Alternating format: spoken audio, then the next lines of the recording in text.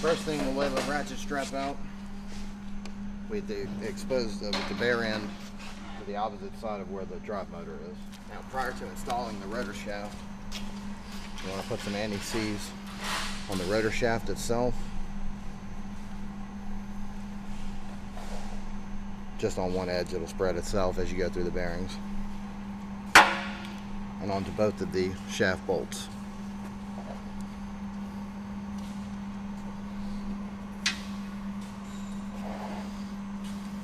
Now we'll roll the rotor into place.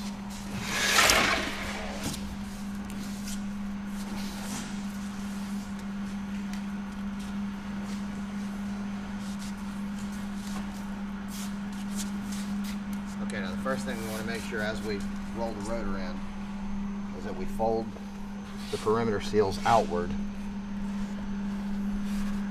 You can also add a piece of cardboard here to prevent the seals from folding in. Now, if they start inward like so, you can tuck them by hand, or a little plastic putty knife is great.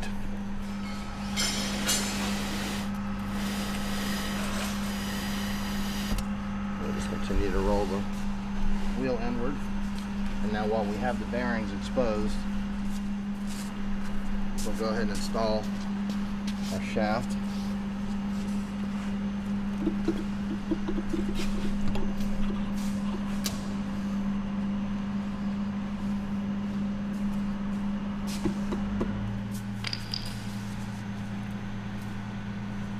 We can install a shaft bolt into the end and just tap it into place with a hammer.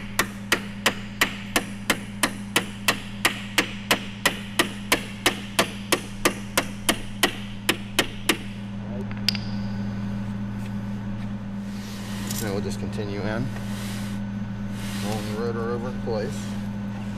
Now we'll go just a little ways past the center bar, so we can go ahead and install the spacer plate onto the rotor shaft on both sides.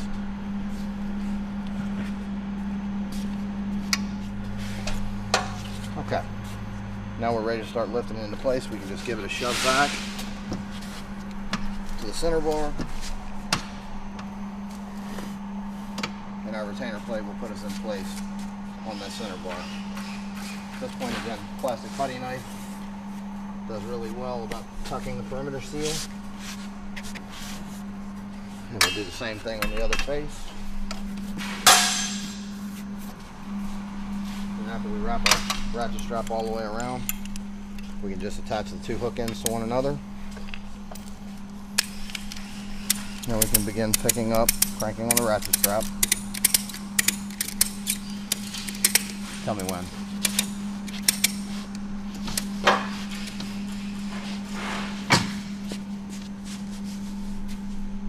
Pretty close right there. And once we've got it aligned, we can go ahead and install the shaft bolt. Just get it started.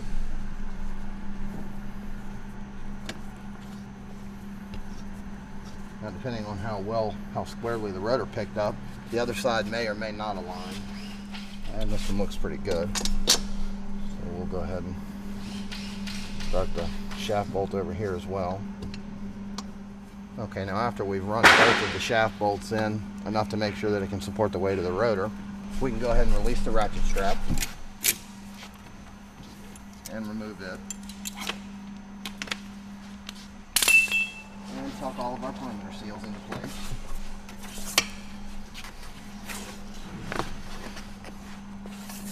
On both faces. Now we want to check our rotor alignment inside the frame. You notice we have a larger gap here between the frame and the rotor flange than we do on this side. That would indicate the rotor needs to move that direction. You can use any kind of clamp, or a person can push it over. It's just easier to do with the clamp. But we'll go ahead and clamp behind the flange onto the outside of the frame until the two sides are even. We also want to check that at the top and make sure that we have proper alignment in that plane. And it looks good in that plane. So at this point we can go ahead and tighten up the shaft bolts all the way.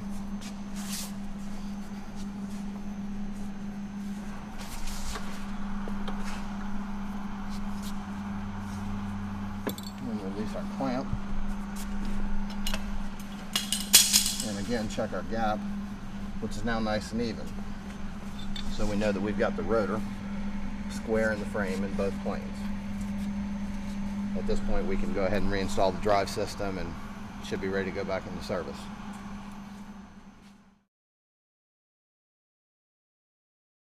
We're going to go ahead and install the perimeter sprocket. This is the drive system, chain drive for these units. We'll have to install it from the end of the cassette.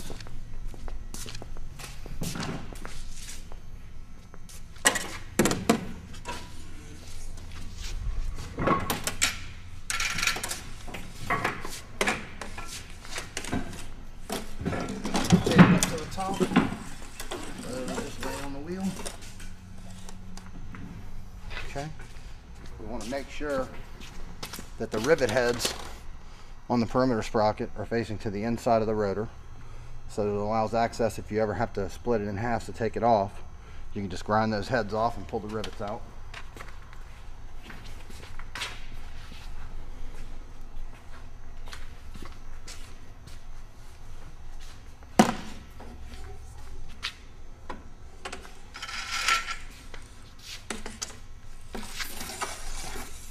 We'll just rotate this half to the bottom. And this can be done, these clamps are another person, however, just any way to hold this in place. We don't want to go quite to the seam, we want to leave just a little bit of slack. We'll make the seam on the other side first. First, we just want to make sure that we have it overlapped correctly, and then it's going to line up.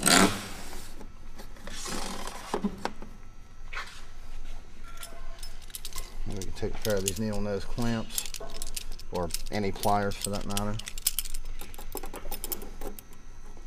Clamp that in place. 1/8 inch pop rivets.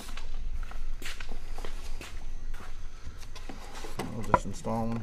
Once we've got one rivet in and popped, we can go ahead and remove the clamp. That'll hold it in place. We'll go ahead and fill in the rest of the rivets.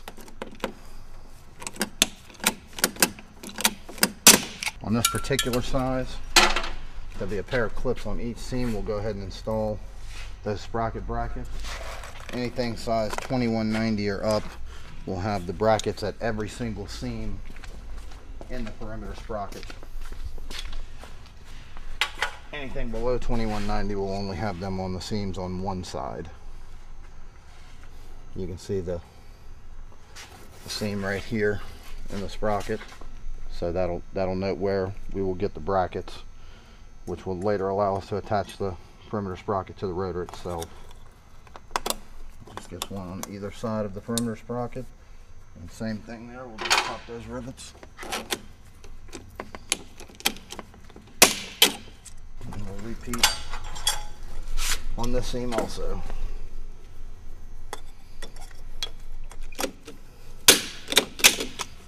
Okay. Now we've got that side complete. Go back around to the other side of the cassette. Same procedure as the first side. We're going to rotate this back down.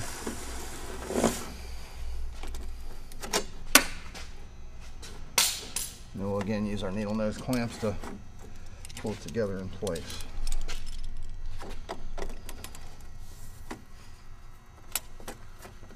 Okay, now we're going to want to rotate that one because we can see where the sprocket brackets are aligned with the spoke bolt. We want to make sure to try to rotate it where none of those are falling out on the spoke bolts, because that may give us a problem later when we align the perimeter sprocket. We'll just rotate that down and clamp it back up. And we'll just install those one at first just to make hold the seam together. Sometimes you can put another clamp at the other end of the seam. It'll give you just that little bit.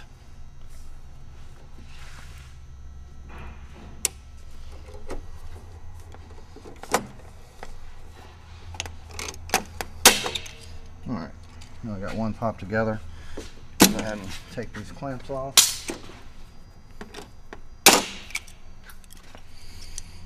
Just install them into the holes there and then clip the whole thing in place here. Needle nose clamps and clamp it in place. And then pop our rivets.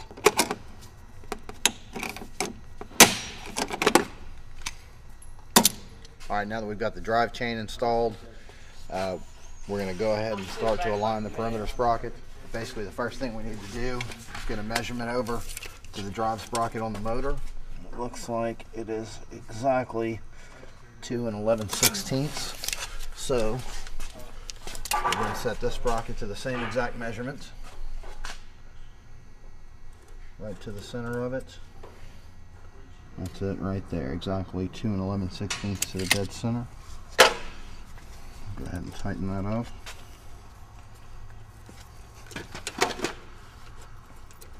And same thing here. Okay. Now we'll go ahead and plug in the motor. And we'll mark on the wheel exactly where we started. So we want to go a full revolution around, just kind of pushing the perimeter sprocket close to in place before we do the final alignment.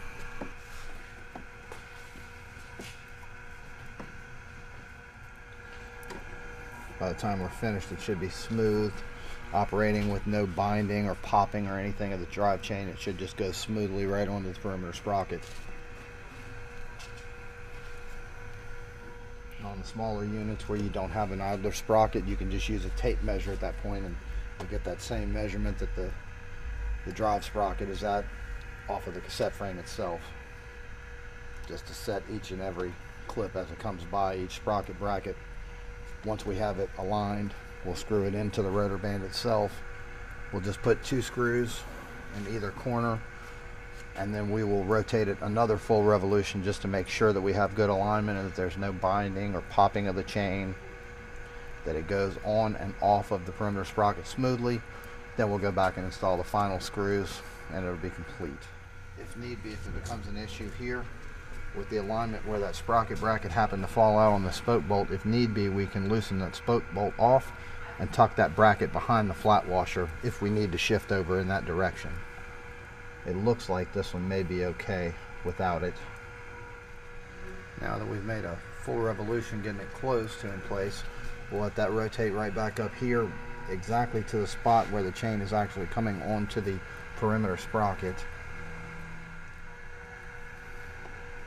And then we'll stop the motor right there.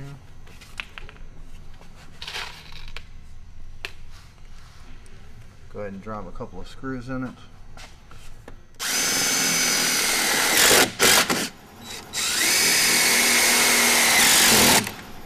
We'll put the motor back up and turn to the next sprocket bracket and repeat that process for each sprocket bracket around the rotor. That's exactly what we're looking for right here, that as that chain goes onto the teeth of the perimeter sprocket, that you have an equal distance each side and that it slips on smoothly.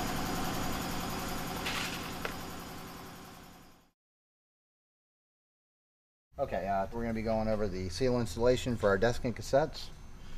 Here we have a divider seal and some of our seal material. What we want to do is make sure that we leave it a couple inches long on each end. We will trim it to fit later during the installation process. Just want to cut that there.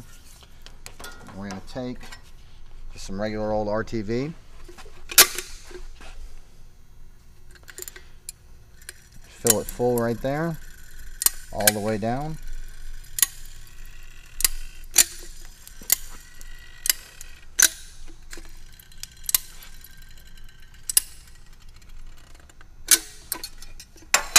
Okay.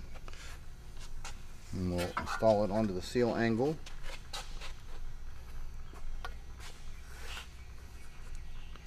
And we just want to squeeze one little spot right here to anchor it in place.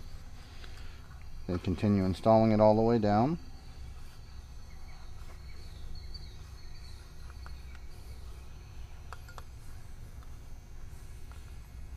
Okay, then once we've got it completely installed, we want to smash out all the excess silicone pushing it both down onto the seal angle and flat from the back side, just to make sure we have good adhesion and that it's going to stay anchored in place as it cures.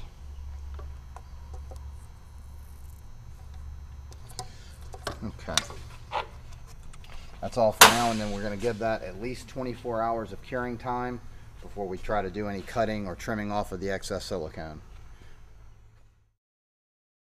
And we'll go on to installing the divider seals. Now you have two different types. You have seal angle 1 and seal angle 2.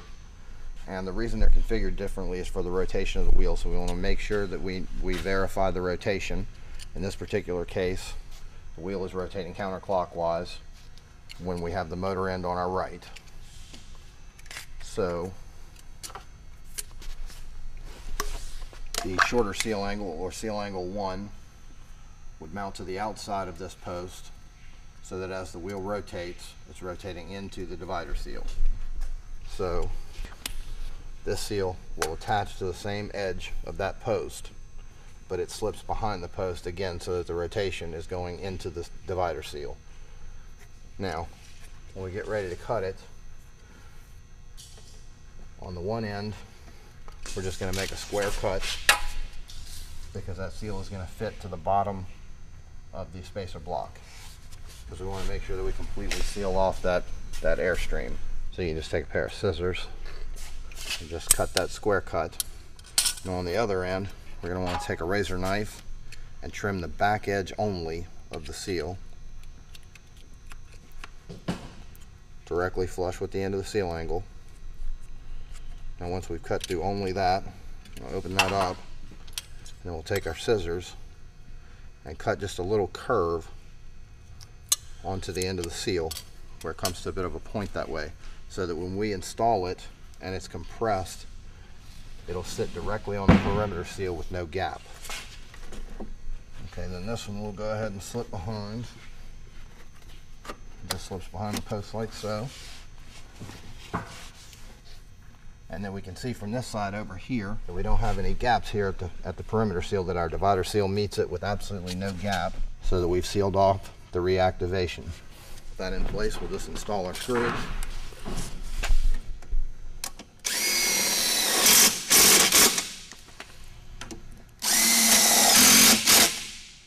That's seal angle number 2.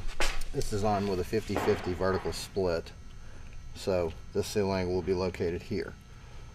So again, where we're going to go to the perimeter seal, we will only trim the back edge, flush with the seal angle, and then cut our curve on it. Then on the other end where it's going to meet the shaft block, again, cut it flush to the seal angle. And we're going to again install it and check our fit. And again, we have no gap between either the spacer block or at the perimeter seal.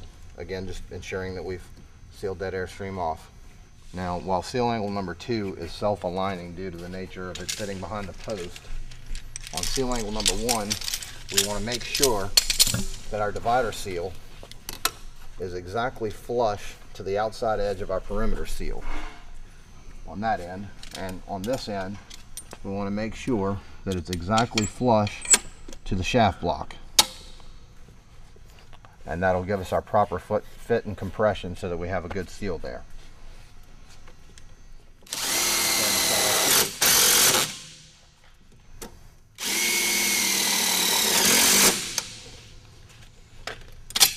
And then we would repeat the same process on the opposite face, again keeping in mind what direction our rotation is. But once it's established on this one side, we just make the other side match this one. For additional dehumidification product information, please reference the DH Tech Manual on our website.